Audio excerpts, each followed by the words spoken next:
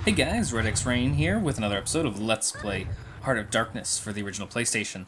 Last time we left off here where my PlayStation froze, but it was a pretty good place to stop, I suppose, anyway. So, at this point in the game, where am I going? At this point in the game, we have long lost our plasma cannon, but we touched the magic rock and got this sort of magic green power here, which, as we saw just a little bit ago, I could shoot the Dark Souls, actually, as those enemies are known. I couldn't think of it in the first videos.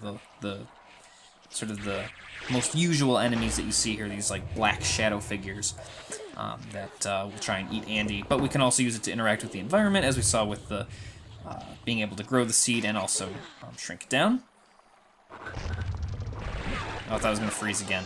So these guys, these little grubs, they're some of the worst enemies in the game. One, they're really gross. I think they're really gross. I think they're like this... Honestly, I think they're the scariest enemies in the whole game. Shadow, you know, the Dark Souls, yeah, they're pretty scary. And the Master of Darkness himself, we saw in the opening sequence, our true main antagonist. Yeah, he's pretty creepy. Those Venus flytrap things, yeah, they're pretty creepy. But those grubs, just like imagining... Whoops. And we gotta really... I was going to say run, but we really just got to swim as fast as we can because there are these shadows in the water that will also eat Andy, but should be able to make it. I think I reacted quickly enough. There we go. So basically what that did is, and this is one of those points in the game that I struggled with when I was younger and this first came out. I guess the idea is that you're opening up like that flow channel, whatever you want to call it. And actually we do want to kick the seed here. So now the seeds can actually travel through a current here. We'll see it. Yeah, see? And that's exactly what we want to have. I think this is the most complex seed puzzle in the whole game, actually. Not that it's super hard, but it could be a little tricky. There we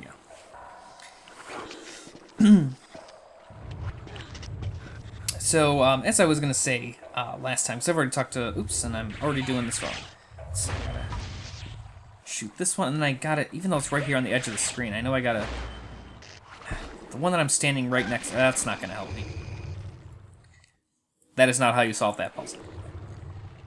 Did it open up the current? I think so. I don't think I have to go back and do that again. I just have to break this down, knock that guy out. And of course, it doesn't actually kill them. It only stuns them for a little while. But... Okay, I think I went about this the wrong way last time. I know I gotta get this one. And run and jump over there. Yeah. I'm actually gonna let's try it this way. God, how do you get this one? Because I can't jump on that little island. I think it's just really... There we go. And now it should head that way. Okay, perfect.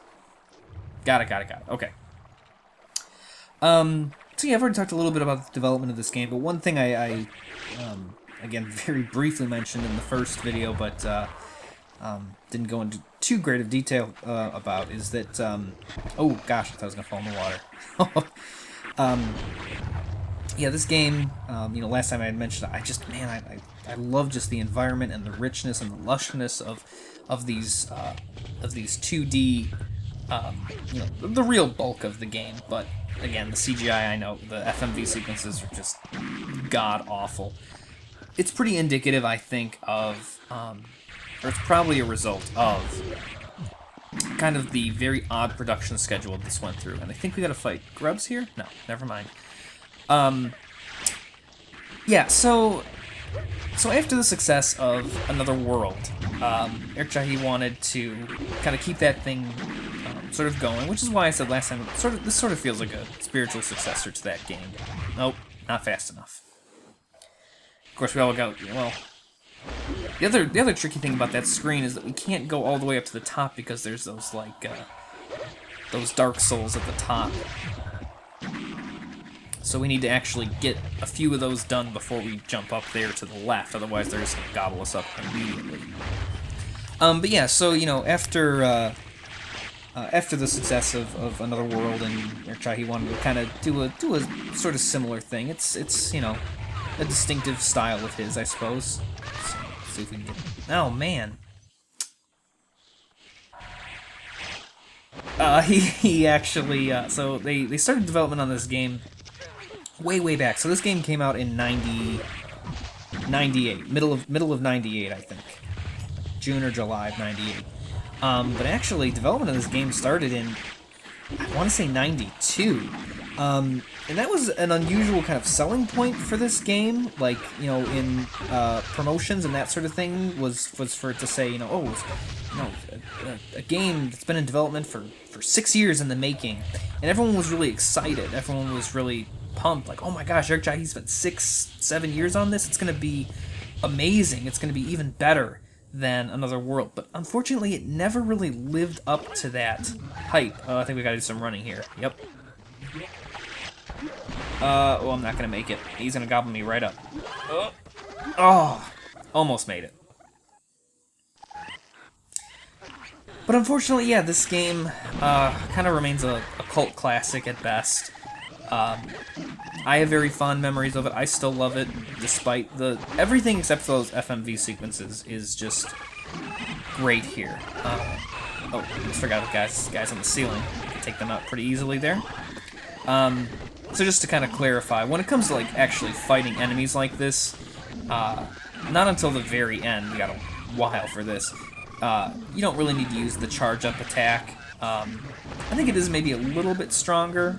Yeah, a little bit stronger, but you get a lot more done, especially if I mean, here we can take our time and just kind of, you know, hit them from a distance, but if you're, you know, ground level with any of the Dark Souls, then you want to, you know, fire. It's more about rapid fire than it is about charging up the shot, because it takes a while, and then you just get gobbled up anyway. But yeah, so here was the problem, was that Erchai was very much a perfectionist, and he wanted this game to be as good as possible. So production started, and I think the original intent was to make this a PC game as well, because that's what he was sort of used to working with. There were many ports of Another World, but it started off with the Amiga, which is just a, you know, it's not really much of a company anymore, but pretty popular brand of, you know, part of the whole sort of Commodore family of personal computers.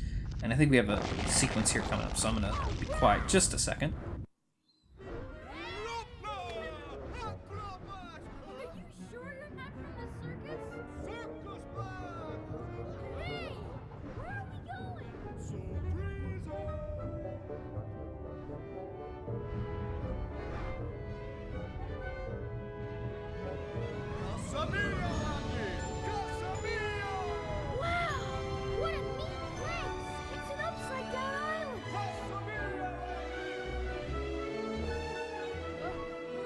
See, again, in theory, great design, great attention to environment, but it just looks so geometric.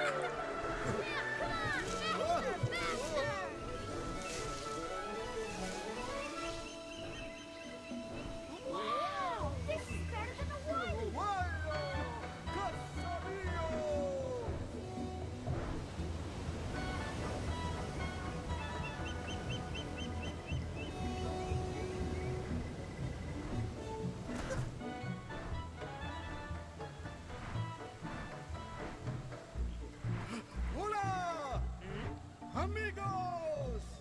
Amigas!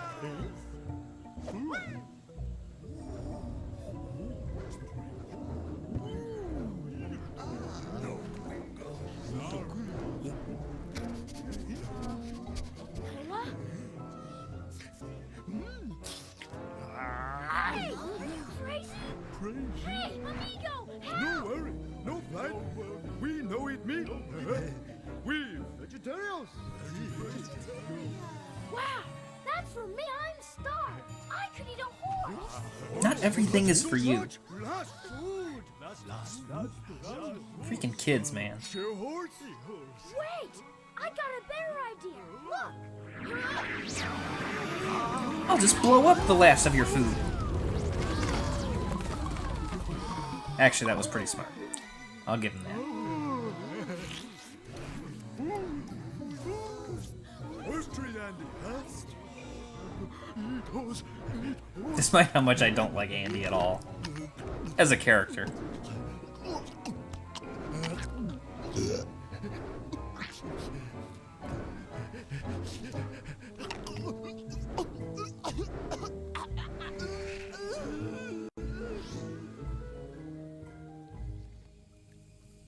And that's the whole story, guys.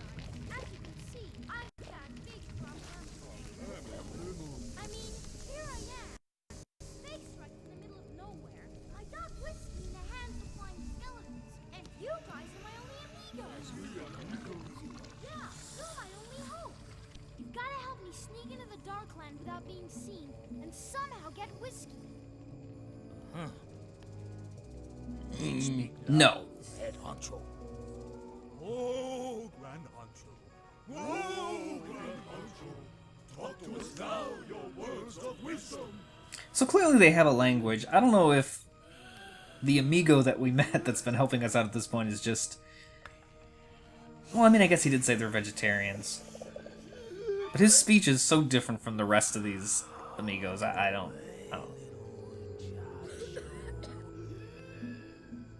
Shotgun that. Get a little contact high. You come.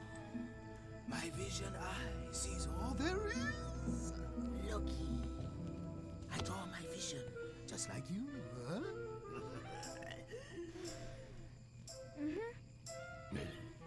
You fly from sky to find amigo like this. You go to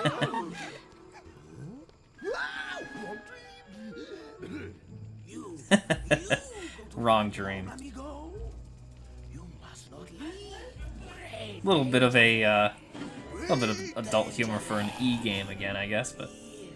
I protect you with my great magic. Dark forces never come. If so, tic-tac-toe. Me voodoo magic. Look. Great Honcho says, evil bones never come here. I have spoken. Pretty much the equivalent of saying, how could things get any worse?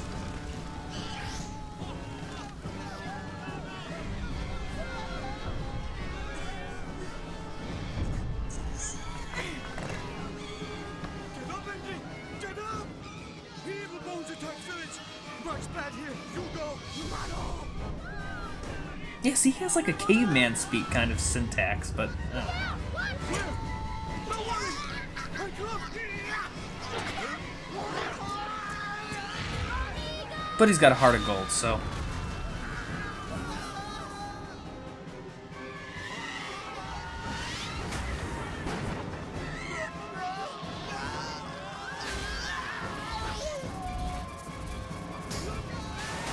And these guys are bad news.